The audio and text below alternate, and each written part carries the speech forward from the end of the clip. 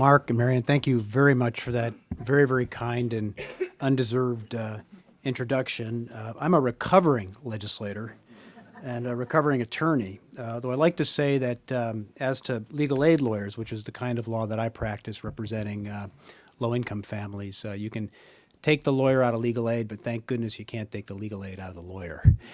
And I still see myself in that role.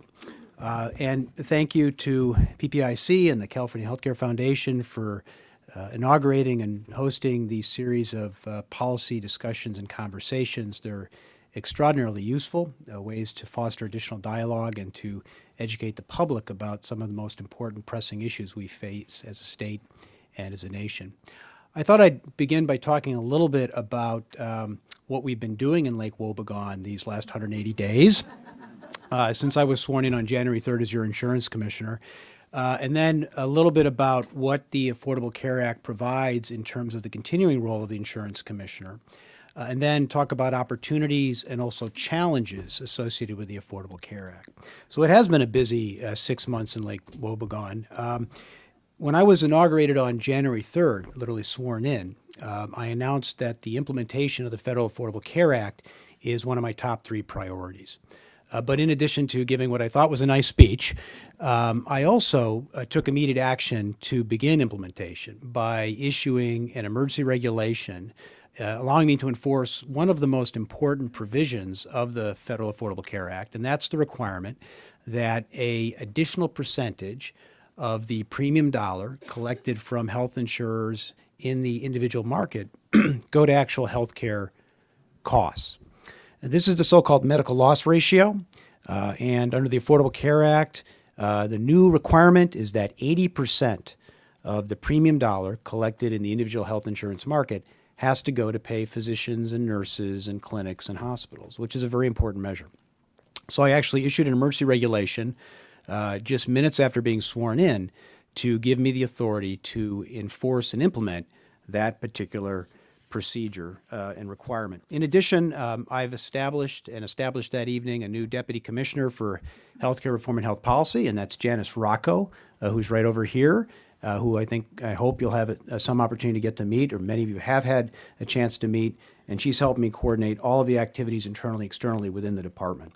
But in addition, we've taken a number of very important concrete steps over the last 6 months to implement the ACA, and let me just quickly run through those. First, we've issued new regulations to implement the prohibition in the Affordable Care Act that prohibits insurers and healthcare plans from denying children coverage due to pre-existing conditions. Second, we've undertaken a public education campaign to try to educate the public about the immediate, tangible, and real benefits of the Affordable Care Act, and specifically spent the first 60 days educating families as best we could about the availability of health insurance for their children, regardless of that child having a pre-existing condition. And California went one step further in this regard than the Affordable Care Act. We actually placed a cap on the premium that can be charged for that children-only health insurance for the first 60 days of this year and every birthday thereafter of the child. Third, we have reviewed over 140 health insurance policy forms, which are the actual governing documents that the health insurers file with us to set forth what the coverage and benefits will be. And we have reviewed those for compliance with new Affordable Care Act requirements, which include the elimination of lifetime caps, increases in annual caps, the elimination of co-payments for certain preventative services, and a very, very significant new requirement that insurers make insurance available to persons' dependents up to age 26, which will help a lot of young people who currently can't get insurance through their parents' or guardians' coverage. We also issued new regulations setting forth what information insurers have to provide my department when they file rate increases, although, as I'll talk a little bit about in a moment, I don't have the authority to actually modify or reject excessive rate hikes, but we did set forth standards in terms of what information they have to provide us. We obtained a 60-day delay in implementation of the 4 largest health insurers' rate increases that were to go in effect after January 3rd. In addition, I reviewed those rate filings, and as a result of the conversations we've had with those insurers, we've saved at least $88 million in premiums that otherwise would have been charged Californians or California businesses as a result of our review of those rates. We released new regulations to implement the prohibition on arbitrary rescissions and cancellations of health insurance. We've established working relationships with new health benefits exchange. More on that in a moment, but I want to thank and applaud Kim Belshé for her tremendous leadership as a member of the Exchange Authority Board. We're so delighted that she's serving in that new capacity. But we've established relationships with the Department of Managed Health Care as well as the state agency, HHS, Health and Human Services, as well as the federal Department of Health and Human Services. We've hired additional actuaries, staffed up. We have secured appointment. I have secured appointment to the National Association of Insurance Commissioners Health Committee. The Federal Affordable Care Act provides that federal HHS should look to the National Association of Insurance Commissioners for guidance, and in some cases, the National Association actually drafts regulations, which then get ratified by HHS. I've been to a couple of NAIC meetings. That's the National Association of Insurance Commissioner. It's a little bit like watching paint dry. It's kind of an acquired taste, but it's an important forum, and particularly given the outcome of several elections across the nation, it has become a body populated by more insurance commissioners who are following the diktats of governors who are seeking to block implementation of the Affordable Care Act. So it's even more important that California have a voice there. We've sponsored various bills to implement other elements of the Affordable Care Act, including the medical loss ratio requirement that requires 85% of the premium dollar go into health care in the large group market. So that's just a sampling of what we've been doing in the last 6 months. A little bit about the role of the insurance commissioner going forward with regard to the Affordable Care Act. First, the Affordable Care Act does specifically and explicitly call out responsibilities for state insurance commissioners. It prescribes a number of important responsibilities for state insurance commissioners. First, insurers have to submit to their state insurance commissioner new products and proposed premiums. Insurers must submit data to the Department of Insurance about enrollment, disenrollment, the number of claims that are denied, rating practices, cost sharing, and payments with respect to out-of-network coverage. The Federal Affordable Care Act calls on insurance commissioners to make recommendations to the state's exchange authority with regard to what insurers and what health care plans should be allowed to sell in the exchange. And that's a very, very important decision that the exchange will be making that we'll talk a little bit more about in a moment. And then under the ACA, under the Affordable Care Act, significant implementation responsibilities are vested in the Federal Secretary of Health and Human Services, Kathleen Sebelius, who's a former insurance commissioner, and specific roles are carved out for insurance commissioners and the National Association of Insurance Commissioners in advising her about those regulations. And so we plan to play a very robust role in advising the federal secretary. I've had several opportunities to meet with her. We have ongoing dialogues with her staff as well as people at the White House who are responsible for this policy area. So hardly a day goes by when I'm not working on the Affordable Care Act as your insurance commissioner, and happily so, because it's exciting. I mean, it really is exciting. And now let me talk a little bit about what the opportunities are presented by this act. It's tremendously exciting because what the act provides us the opportunity to do here in California is to bring an additional 5.9 million Californians who don't have insurance or health care coverage in any way, through a health care plan or insurance, into the market and get them covered. And that's a huge, huge deal, because one of the major impediments to access to health care is the absence of either health insurance or a health care plan. It helps explain why, in some respects, our costs of our healthcare delivery system are so high, because many people don't have access to health insurance. As a consequence, wait till they're really sick, present themselves in emergency departments, where we end up paying a lot more for a more costly form of care than if we'd been able to get them to preventative services and primary care facilities earlier on. So the ACA creates a system where insurers and plans must offer health insurance coverage to those who seek it. People are required to purchase that coverage, and the cost of coverage is subsidized for those up to 400% of the federal poverty level and many small businesses. So this is a really big deal. It's no question in my mind that it's one of the most important statutes passed at the national level in the last 50 years. So a tremendous amount of opportunity, cover more people, provide for more transparency, improve patient outcomes, and better protect consumers and businesses right now in California, in the California health insurance market. So it is exciting to get to work on this, tremendously exciting. A lot of challenges, a lot of challenges.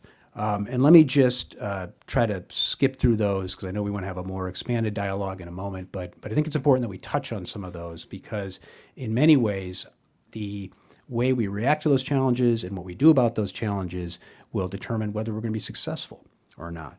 These are mostly macro level challenges, but they also are some more specific micro level implementation challenges. First, and Marianne alluded to this a moment ago, the importance of coordination between state and federal agencies, and we have a lot of them. There's a lot of fingers in this pie. As was noted a moment ago, here in California, we are unique in that we divide regulatory responsibility between two regulatory agencies over health insurance on the one hand and managed care plans on the other. My department, the Department of Insurance, oversees health insurance. The Department of Managed Health Care, which reports up through the executive branch to the governor, oversees HMOs and managed care plans.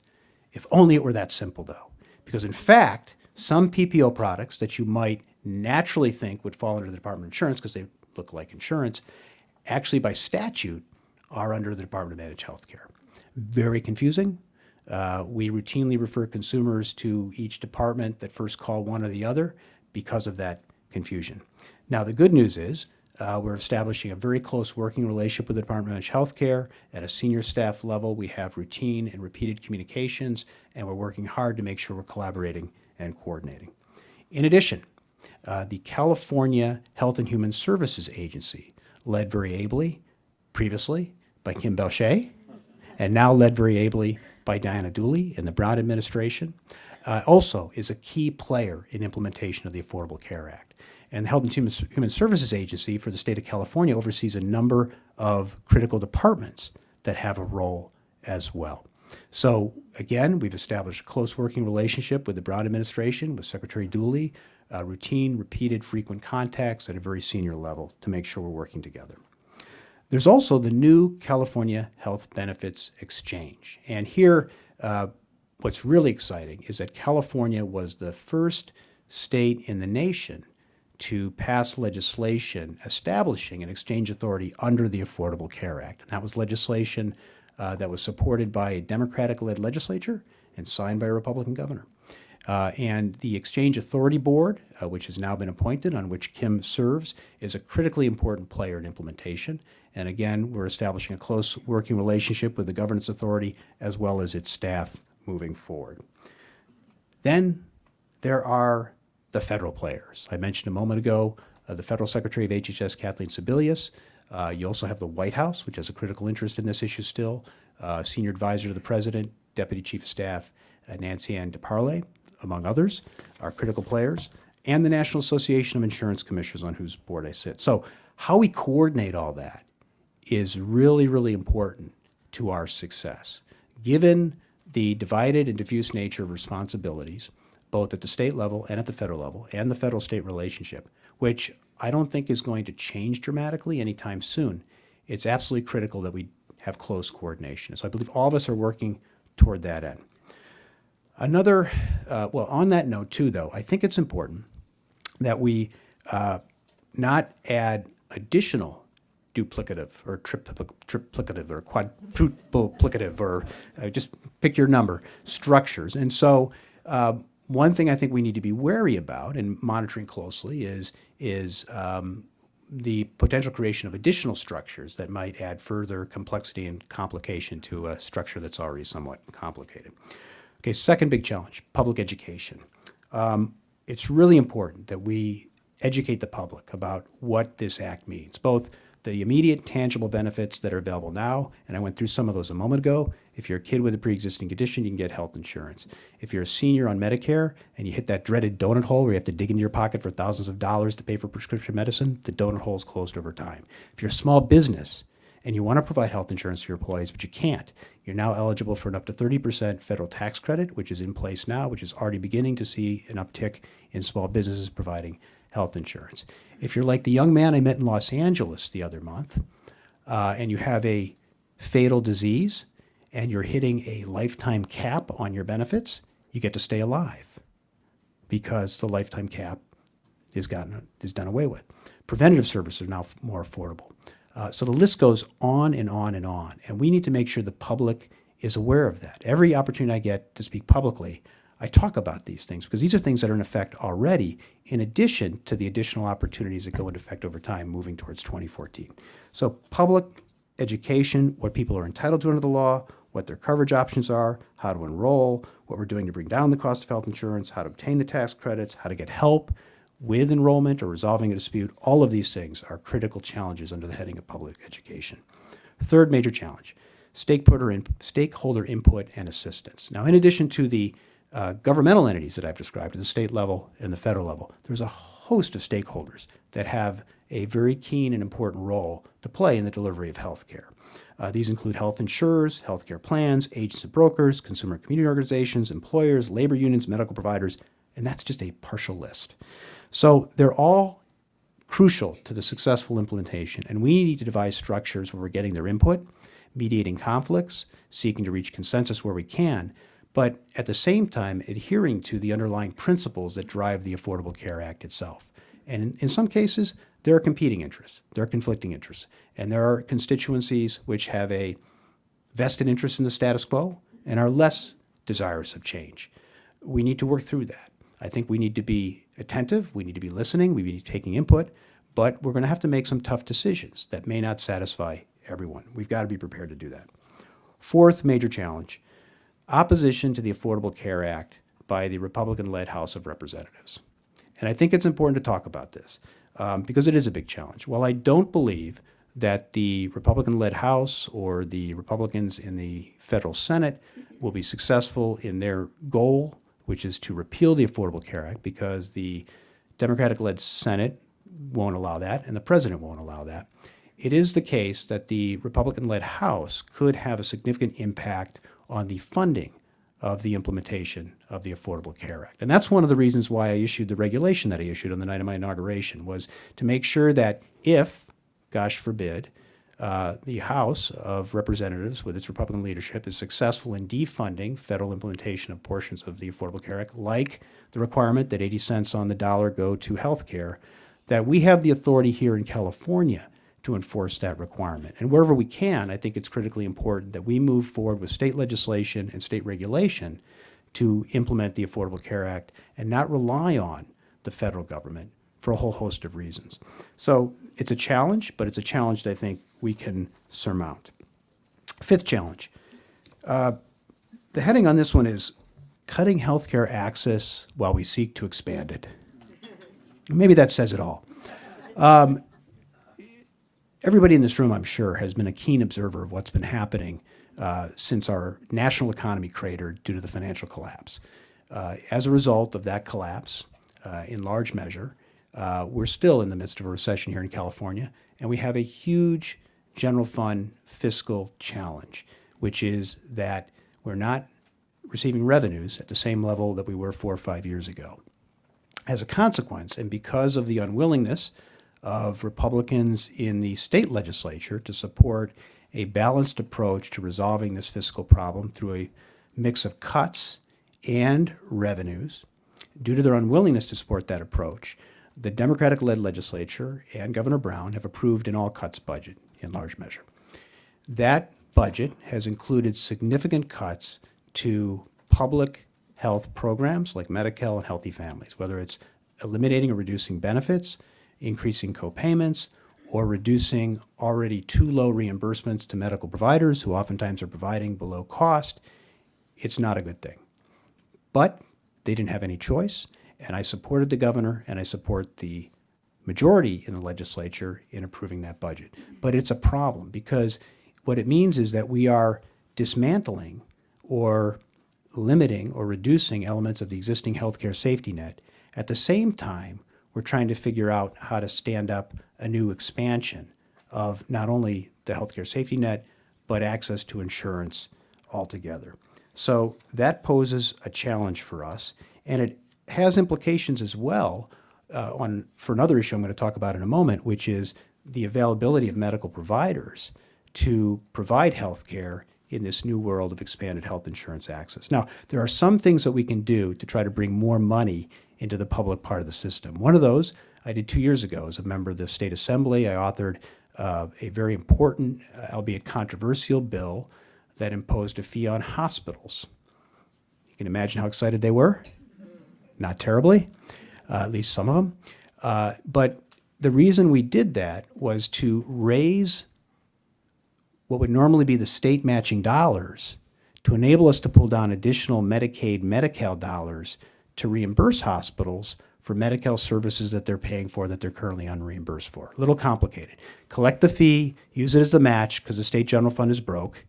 We got no money to match. And the real advantage of doing this was that under the Economic Recovery and Stimulus Act that the Democratic-led Congress and the President signed as one of their first pieces of legislation, we got an increase in federal participation in Medicaid. Typically, we only get 50 cents on the dollar. This bumped us up to about 62 cents on the dollar, huge deal, but we didn't have the other 38 cents. So the hospital provider fee gave us the money to do that, allowed us to pull down $2.3 billion in additional funding for safety net hospitals providing services to Medi-Cal patients, and as well, within that $2.3 billion, threw off about $300 million a year into the general fund to help continue to fund Medi-Cal. Big deal. That's an example of the kind of innovative things we can do, oftentimes controversial, a lot of resistance, a lot of opposition to push that bill through. But it's an example of sort of things we can do to try to surmount some of the challenges we face in terms of funding availability for the healthcare delivery system. Availability of healthcare providers, especially primary care providers. Big problem, big challenge. You're well familiar with it. I won't spend a lot of time on it, but it's a current problem. It's a problem if we can't get our hands around that will be more acute as we increase the number of people who have access to health care through health insurance. Adverse selection. So this is the fancy word that basically means healthy people don't buy the insurance and only not so healthy people are getting the insurance, and as a consequence, it's really, really expensive to insure them. And without getting into too much detail, while the Affordable Care Act has a bunch of provisions that I can talk about at greater length if you like, or perhaps not, to protect against adverse selection, I am still concerned that we have no guarantee that it's not going to occur. And so it is something we need to be attentive to and concerned about. And as the state's insurance regulator, I'm going to be focusing on it. I know the Exchange Authority is going to be focusing on it, and other players as well. And finally, a missing piece of healthcare reform, what Senator Dianne Feinstein has described as the biggest missing piece of federal healthcare reform, and that is the absence of any authority in the Federal Affordable Care Act to enable state regulators to reject excessive health insurance rate hikes. Senator Feinstein fought hard to try to get that into the Affordable Care Act, as did the president. They were unsuccessful in doing so. It's an issue that I've been working on for the last 5 years. Here's what I'm worried about. 5.9 million Californians now legally required to get health insurance. By law, have to get it. They knock on the doors of the health insurers and managed care plans. And like any rational economic actor, the plans and the health insurers will raise their prices. And that has been the experience in Massachusetts, where despite Mitt Romney's protestations to the contrary, they adopted Affordable Care Act, much like the federal one 5 or 6 years ago. So it's a challenge. I'm sponsoring legislation, Assembly Bill 52, that would give the insurance commissioner and the Department of Managed Health Care the authority to reject excessive rate hikes. It also has protections in it to prevent inadequate rates that don't cover medical costs, because that's been an issue that's been raised by some providers. So we've put language into there to protect against that. All this bill does is build on our successful experience under Proposition 103 and other insurance lines. Since 1988, the insurance commissioner has had the authority to reject excessive rate hikes for auto, property, and casualty insurance. We've saved consumers and businesses tens of billions of dollars. We continue to have insurance sold in these product lines. Insurers continue to make a reasonable profit. They've not left the state, as they said they would. And all I'm saying is health insurance is every bit as important as that. And I think it's even more acute that we do this since we're now mandating that everyone has to buy health insurance. Final challenge, major cost driver in the system, fraud. There's a significant amount of fraud in the healthcare delivery system. Let me give you just 2 examples that our department has decided to address. Earlier this year, we joined in a lawsuit against Bristol-Myers Squibb. The allegations in that complaint are that Bristol-Myers Squibb has engaged in a pattern practice of providing inducements and illegal kickbacks to physicians to write more Bristol-Myers Squibb prescriptions in excess of what patients actually need. The federal government brought a similar suit challenging Bristol-Myers Squibb on similar fraudulent counts as it relates to fraud against the Medicare program and obtained about a $400 million settlement. So this is a big deal. We think it's a big cost driver. This sort of behavior goes on, and we're going to go after it. We also filed suit a couple months ago against a major Northern California hospital chain for phantom billing in surgical procedures against insurance companies. I can talk more about that if you'd like, but I'm making it a big priority in my administration to go after fraud where it exists and where it adds cost to the system. So a lot going on in Lake Wobegon, a lot of wonderful, exciting opportunities, a lot of big challenges as well, and I'm eager to have the conversation with Kim. Thanks. Come on up, Ed. Let me start by joining Mark in thanking the California Healthcare Foundation for co-sponsoring this event, and to you, Commissioner Jones, for joining us, and all of you for spending your lunch hour. And certainly, Commissioner, you've given us a lot of interesting issues and ideas to think about. Let's start with kind of the big picture in terms of the Affordable Care Act. As you say, it's incredibly exciting. And it's an extraordinary opportunity for the people of California and to achieve some long-sought social policy goals in terms of near universal coverage and improved access, in terms of affordability, and hopefully, most fundamentally, improvements in the health status of the people of California. Let's break it down a little bit from a consumer and regulatory perspective, looking at the coverage pieces, because one of the central components of expanding coverage is to change the rules by which people are able to purchase insurance. So in California, we have an individual insurance market that basically is for people who don't have, insurance through their businesses, a couple million people. Talk a little bit about how the Affordable Care Act is going to change the rules and the protections for consumers in the individual market. And what does that mean in terms of access as well as premium costs? Great question. So one of the changes that's already gone into effect is changes in certain baseline requirements for health insurance writ large, and that includes the individual market. So limiting lifetime caps, requiring that children's only health insurance be sold without allowing for denials due to pre-existing conditions, limiting the ability to charge for certain preventative services. So these are all changes that have gone into effect right now, as well as providing that parents can keep their children or dependents on their insurance up to age 26. So these are immediate tangible benefits. Moving forward to 2014, we have an individual mandate that a UCLA study estimates will bring about 5.9 million Californians who are currently uninsured into the market.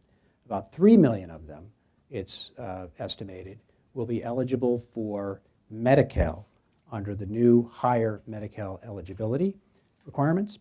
About 1.7 million, I believe, of these folks will be eligible for a subsidy in the health benefits exchange because they are up to 400% of the federal poverty level but not eligible for Medi-Cal. And then there's about 1.2 million that won't be eligible for the subsidy but nonetheless will be required to get insurance. So huge increase in demand for both public pay and private pay insurance. Now, the good news is that the Exchange Authority Board and the Exchange Authority is moving forward with a design that is going to result in their ability to negotiate with health insurers and healthcare plans for hopefully better pricing for people buying in the exchange, and then individuals will have the subsidy. What I worry about, though, is that notwithstanding that good news, the demand push associated with 5.2 million lives is going to create a market dynamic where nonetheless rates will continue to go up. And that was the Massachusetts experience. They implemented an exchange in 2005 without authorizing the ability to reject excessive rate hikes, and rates continued to go up. So in 2009, 2010, they began to implement regulation of rates.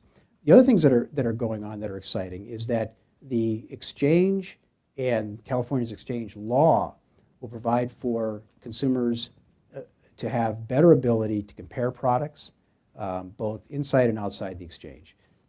In the exchange, everyone selling in the exchange will be required to offer a bronze, silver, gold, platinum product. Each of those have different levels of actuarial valuation. The exchange authority is also authorized to require standardization between and among providers of those products so that consumers can do apple-to-apple comparisons based on price. And if someone's selling a product in the exchange, they have to similarly offer those products outside the exchange. All of that is good news. But there is a concern, and that is no one is required to sell in the exchange. And so someone can continue to sell outside the exchange, not sell in the exchange. And they can sell in the individual market outside the exchange. Now, they're not allowed to offer catastrophic-only policies, which some argue is, in some cases, can be a junk insurance policy. So there's a floor set on what they can offer outside the exchange. They are required, if the exchange authority standardizes products in the exchange, to offer those same products outside the exchange. But they can offer other products as well. And the concern that a number of folks have is that in offering those other products, there may be some possibility that they'll market those products in ways that will attract healthier people to those products and less healthy people will remain in the exchange. There's a lot of safeguards. I can go into a lot more detail about the safeguards that are designed to try to mitigate against that, but it's still a concern. It's something that I, as the insurance regulator, am going to work closely with the Exchange Authority Board on, but also going to be very, very attentive to. And state policymakers were very attentive to this concern, which you characterized earlier as adverse selection, to try to ensure as much as possible that the risk mix within the exchange and the market broadly will be as broad and balanced as possible to ameliorate the concerns you noted. Let's talk a little bit about the rate regulation issue, because you characterized it towards the end of your comments as the missing piece of federal health reform, and is something you've been advocating for a number of years here in California. Talk a little bit about how rate review, or rate regulation, excuse me, really can get at the underlying drivers of healthcare costs. Because I think we know that the analysts and research tells us that the majority of costs really are being driven by medical costs, as well as the aging of the population, new medical technologies. We also, from a state perspective, have to acknowledge that underpayment of state reimbursement to the Medi-Cal program, as one example, results in some costs being shifted to private payers. So how does rate regulation, in your mind, Commissioner, get at these underlying drivers of healthcare costs? It's a great question.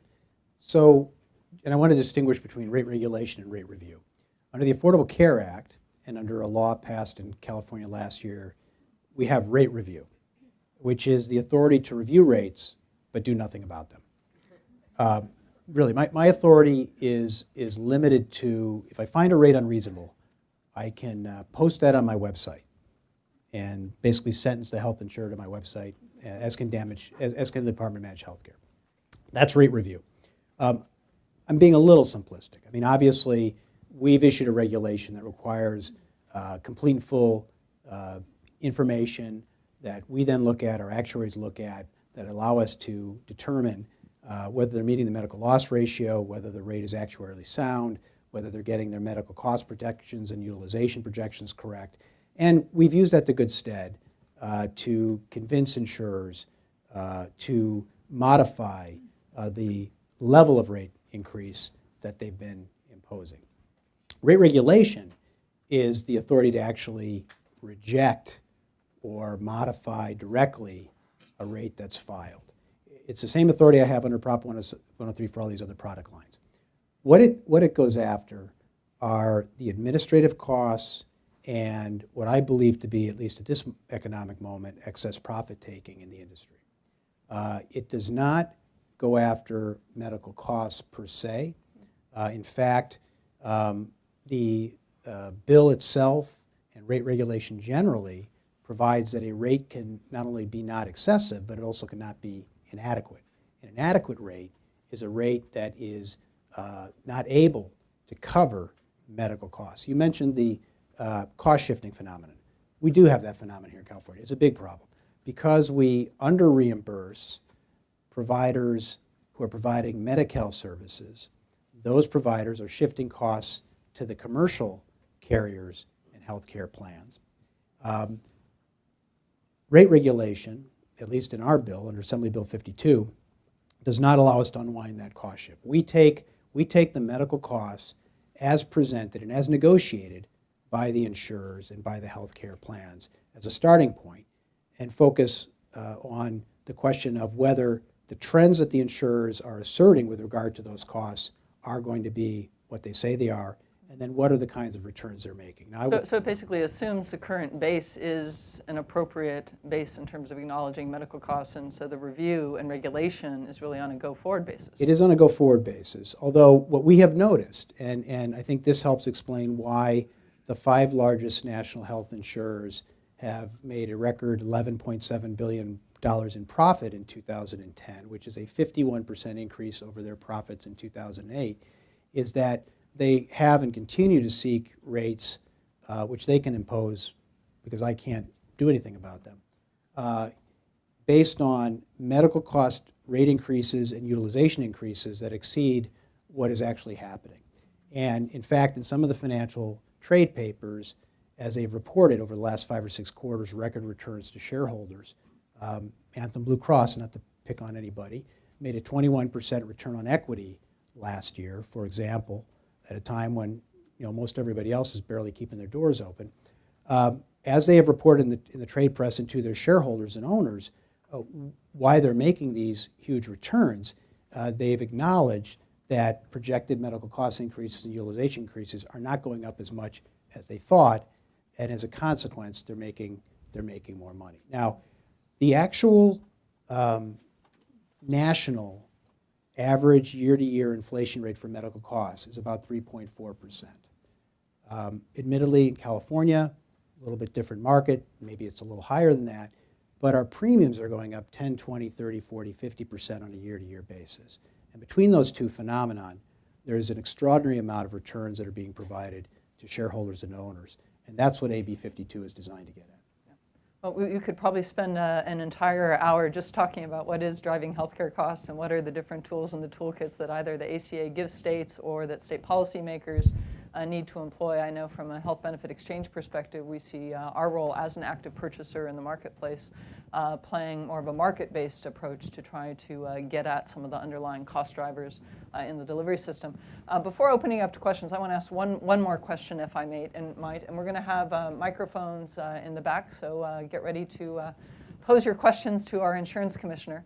But I want to go back to the comments you made about coordination, particularly as it relates to the Department of Managed Healthcare and the California Department of Insurance. And you make a very strong argument for the importance of greater coordination. And for the benefit of our audience colleagues, our state has had these 2 regulatory entities. Again, we're the only ones in the nation for a variety of reasons dating back many, many years. But principally, it reflected a reality that California had very different types of insurance products, and the courts and policymakers said, you have to have different regulatory entities overseeing and regulating them. Over time, as a result of state law and now federal law, the variation in the products that are regulated by the Department of Insurance and DMHC have changed considerably, and those products are looking more and more alike. So my question is, you said it's probably not going to change soon, but why is that necessarily so? And doesn't the Affordable Care Act give us an opportunity as a state to really step back and rethink that regulatory structure, particularly with an eye towards what makes sense for the consumer?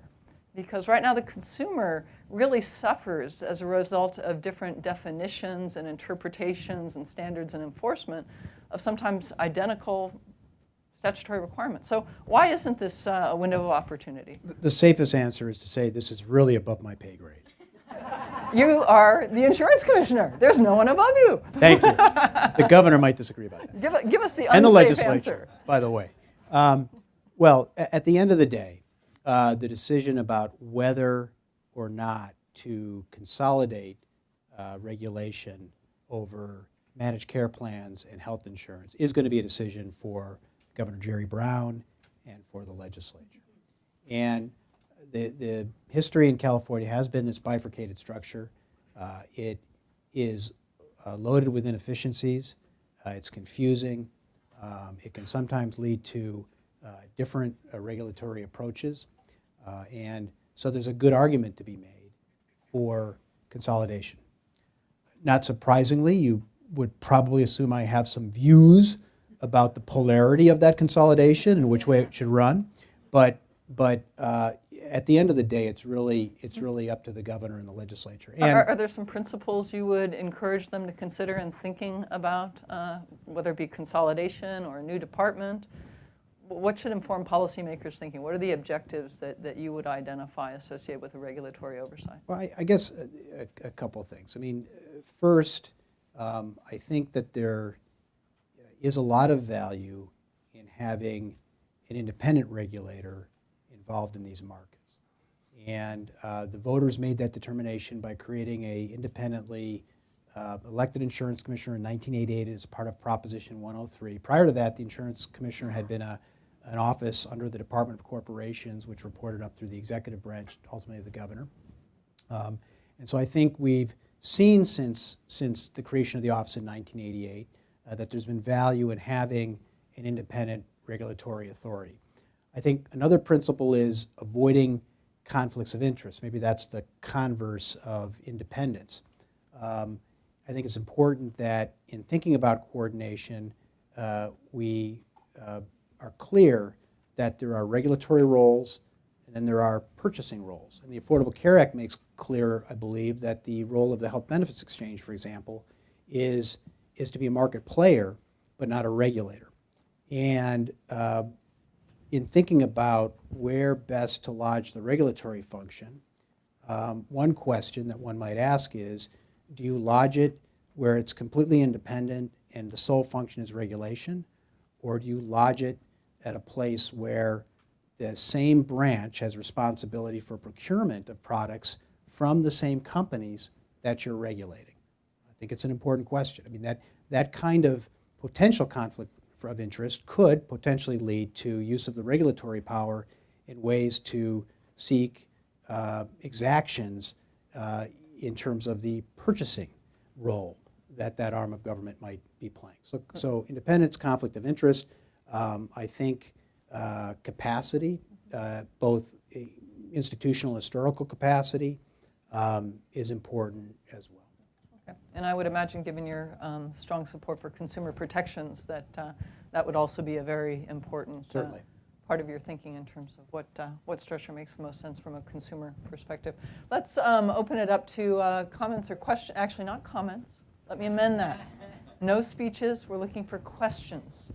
And I know we have two microphones, and I would ask people to raise hands. And Louisa, you're standing next to a woman who looks like she's ready to ask the commissioner a question. Yes, my name is Susan Shargell, and we're health insurance brokers in San Francisco. I'd like to ask you whether you're going to take on an issue that hasn't been addressed this afternoon, and that's the issue of maternity coverage in individual health insurance.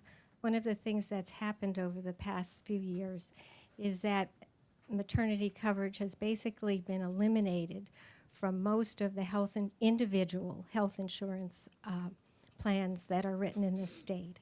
I'm sure you're aware of that, so just ask you what position you're going to take and what leadership you're going to show in this area. Well, I believe that that's a benefit that should be provided. The challenge we face in California, and we're not unique in this regard, and I omitted it from my list of challenges a moment ago, and it's only because I lost my place in my speech, goes to this issue, and it's what's denominated as the essential benefits definition or issue.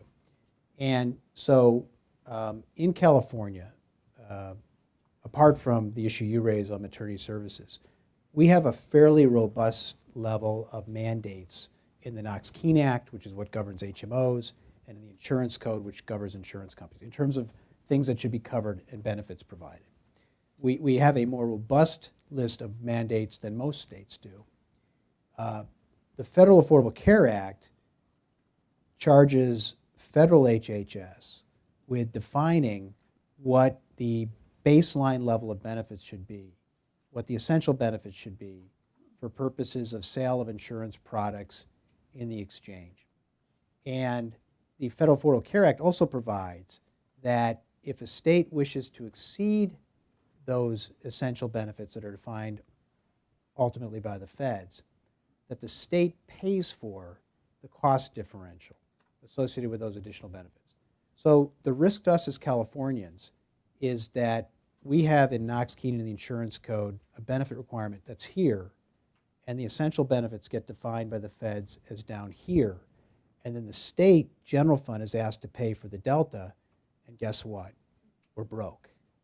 And so I know that's a broader set of issues than the issue you raised, but certainly, I mean, I think we should be providing maternity services and maternity benefits, and I believe that ultimately that will be a component of the essential benefits requirement in the ACA, and I think it's mandated in the ACA by 2014, just as a matter of law.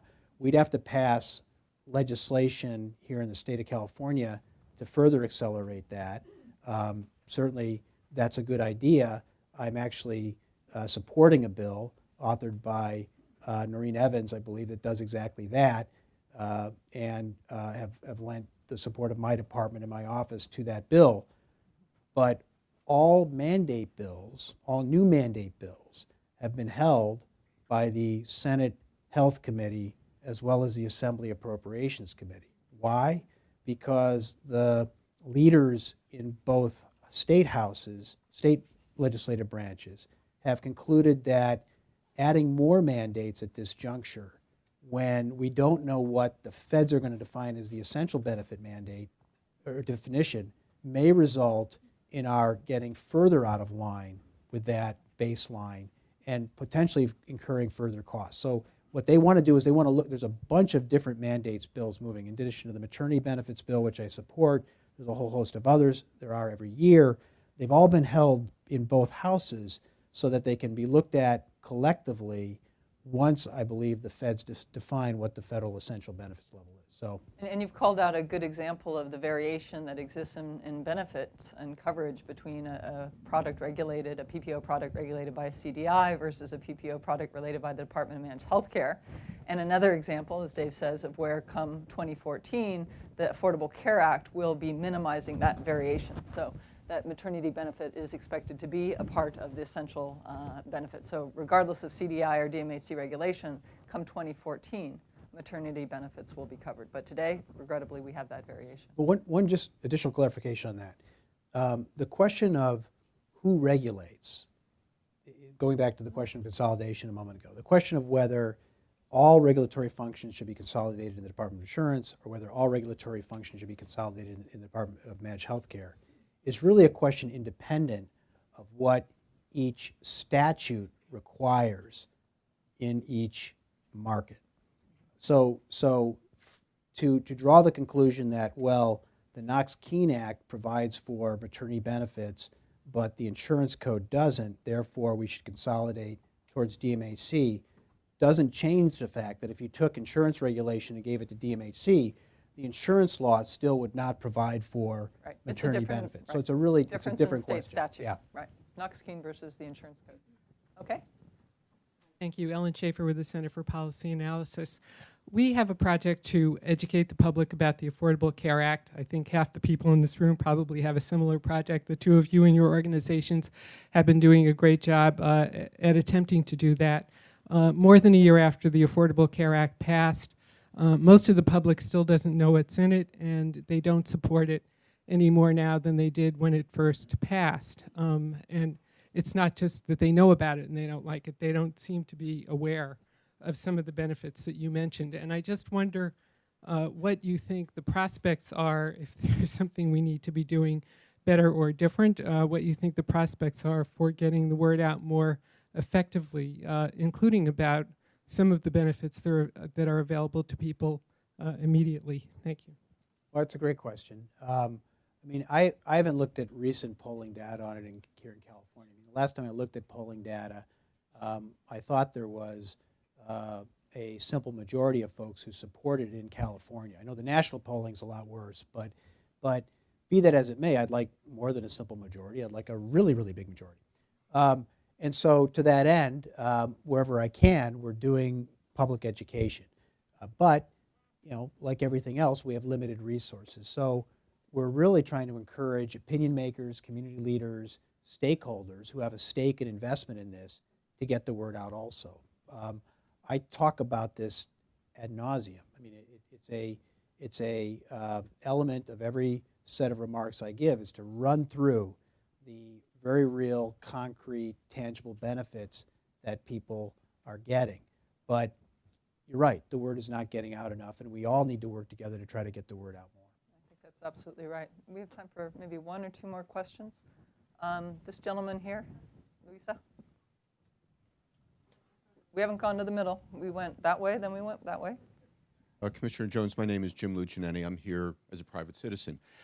You talked about 5.9 million new insureds coming into the market, which is wonderful and a material increase. How do we make sure that there's the supply of healthcare services to meet that demand? That's exactly one of our biggest challenges that I alluded to a moment ago, which is we already have a shortage of primary care physicians. In most areas in this state, we have certain shortages of specialists. We have shortages of other elements of the provider system, even as we speak. So it is an incredible challenge. Now, there is some funding stream within the Affordable Care Act to try to provide additional incentives for physicians to go into primary care. If we had the wherewithal at the state, I would say we should do more of that. But the state general fund is broke. So we need to look at creative ways within existing resources to try to push more in that direction. That could include using our UC medical schools in ways to try to encourage people to go into that direction.